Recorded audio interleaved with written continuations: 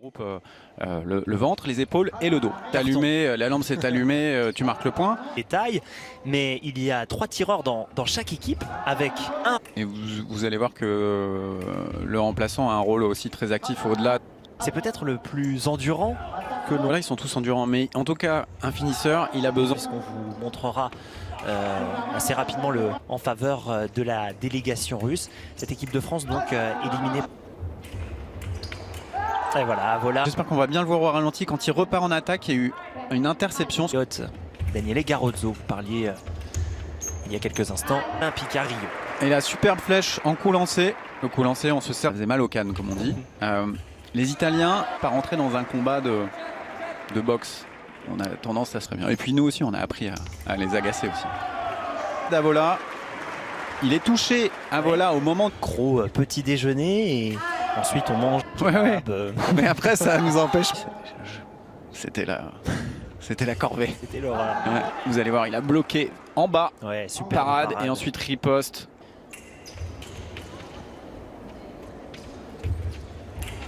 Et il a le style de chaque escrimeur. Qui sont assez explicites envers l'arbitre. Ouais, mais ça fait partie du truc. On a vu son bras non armé se mettre devant la... Même le fleuret est toujours...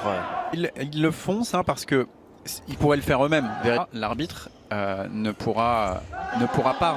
Mais bon, ça reste un tireur. Il doit être à la 6e ou 7e. Allez, ça touche.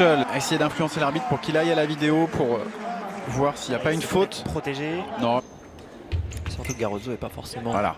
Il se rapproche, Garozzo, et ça d'être ultra efficace. Azerebchenko de réagir. Maintenant, attention, la riposte. Et ça touche. Pas fait un non valable encore, je crois, Garozzo. Et c'est beau ce qu'il fait. Il prend le temps encore. On l'a vu.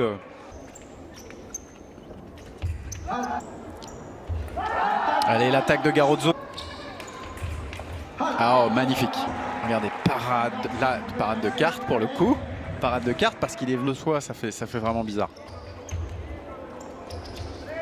Attention, il peut se faire surprendre, il s'est fait surprendre. Il n'y aurait pas de touche et là, Azerebchenko a lancé une belle attaque. Ouais. Ils étaient mal embarqués, les Italiens. L'attaque. Et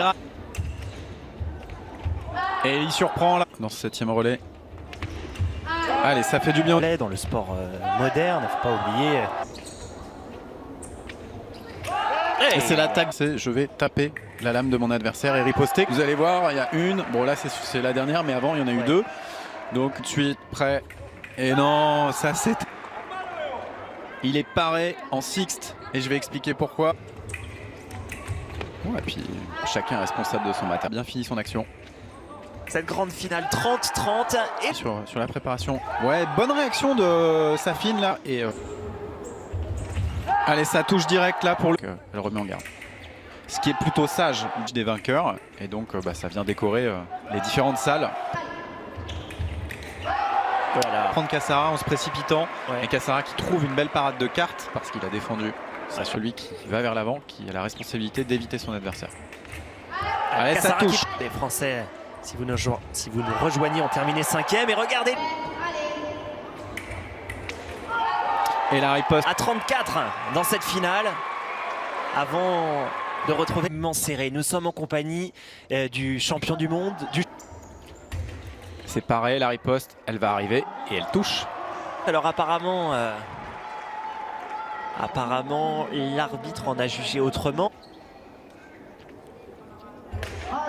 Belle attaque. Ils ne vont pas jouer leurs 5 touches, ils doivent aller au bout maintenant. L'action, une première attaque qui tombe dans le vide de l'Italien et le Russe a le droit de repartir ensuite. Avec 2 touches d'avance désormais. Garozzo qui marque un peu trop l'arrêt là, c'est son pari. Celle dont tout le monde rêve. Et l'Italien. Et là il est touché, l'Italien. Dans la pointe du Russe. Ça touche. Aïe. D'où la difficulté de placer les relayeurs en fond. Attaqué, mais il ne l'a pas vu de la même manière. Et voilà, c'est fini. C'est fini, la victoire. Redresser la barre. Mais au final, donc...